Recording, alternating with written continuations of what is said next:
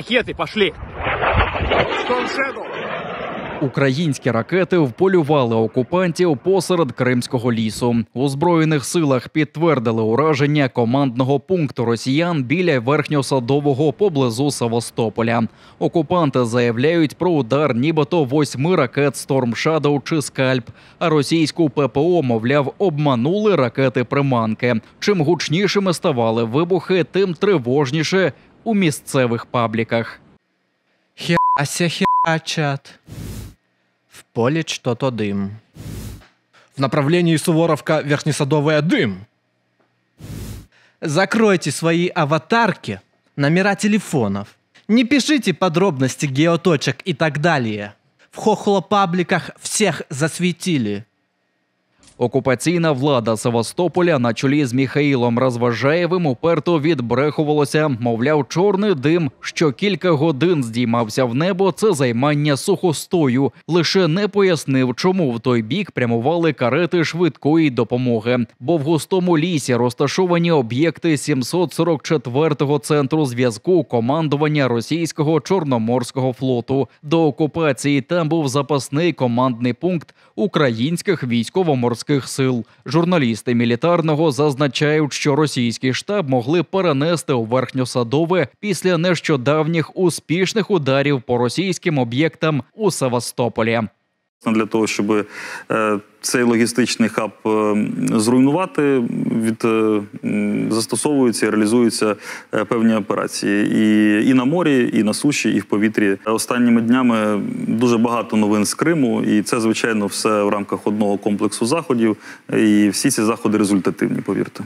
В момент атаки росіяни перекрили Керченський міст, підняли димову завісу, що прикриває кораблі у бухті Севастополя, та перекрили рейд. Це вже стандартна процедура для російського флоту під час небезпеки. Рівно тиждень тому ані дим, ані ППО не врятували підводний човен Ростов-на-Дону і десантний корабель «Мінськ», критично уражені українськими крилатими ракетами. Про нові лякалки ударами помсти поки нічого не відомо.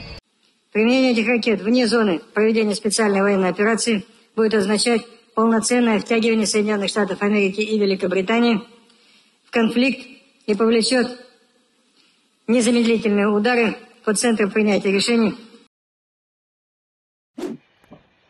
Закриту мапу найнебезпечніших місць Криму планує створити Меджліс кримсько-татарського народу. Як пояснив в етері телеканалу АТР, член представницького органу Ескендер Барієв, на карті позначать усі військові об'єкти окупантів, куди найімовірніше буде нанесено удар, і від яких слід триматися якнайдалі. Це дозволить уберегти життя кримців і всіх, хто очікує визволення Криму, каже Барієв. І додає, що доступ до карти матимуть лише ті, хто її потребує. Ми зі своєї сторони зараз готуємо спеціальну карту, которую мы будем позже давать информацию для наших соотечественников, где лучше находиться, куда лучше переезжать, где те территории, которые в меньшей степени будут подвергаться каким-то ракетным ударам, либо ударам БПЛА. Московський суд так образився на Айдера Мождабаєва, що покарав чи то нагородив 6 роками в'язниці. Звісно, заочно. Заклики до тероризму вони побачили в дописі заступника гендиректора АТР у Фейсбуці 6-річної давнини. Там Айдер Мождабаєв припустив, що можна обмінювати російських агентів на українських політв'язнів. Конкретно тоді на режисера Олега Сенцова, якого тримали в заручниках в Москві. На так званий вирок ведучий АТР відреагував іронічно. Сумна новина з Рейху прийшла. Я засмучений, мало дали. Я розраховував за підсумками своїх русофобських злочинів років на 8 мінімум. Але все ж таки воєнним судом. Тож відповім на це воєнними злочинами. Рейх, дякую за довіру. Окупанти затримують працівників Севастопольського морського заводу після знищення на його території російського підводного човна і десантного корабля. Облави не афішують, щоб запобігти паніці. розповів у коментарі Суспільному заступник постійного представника президента України в Криму Денис Чистіков. Ймовірно, окупанти продовжують шукати таких собі коригувальників ракетного удару по Сєвморзаводу, який стався 13 вересня.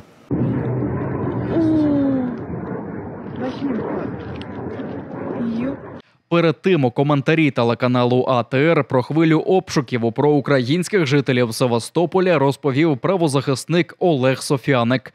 Він повідомив, що російські силовики приходили до його друга-плавця Ігоря Іващенка та ще до кількох знайомих, які просили не розголошувати свої імена. Окупанти цікавилися зв'язками з Софяником, який живе у Києві, саме в контексті вибухів на Сєвморзаводі.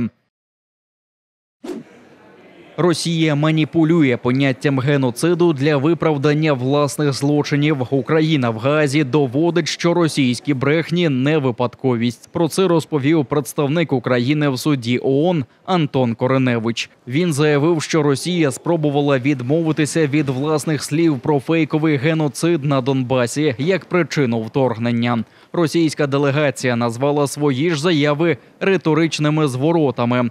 Україна ж доводить, що Росія своїми брехнями порушує Конвенцію про геноцид і очікує від Міжнародного суду підтвердження, що він має юрисдикцію у цій справі.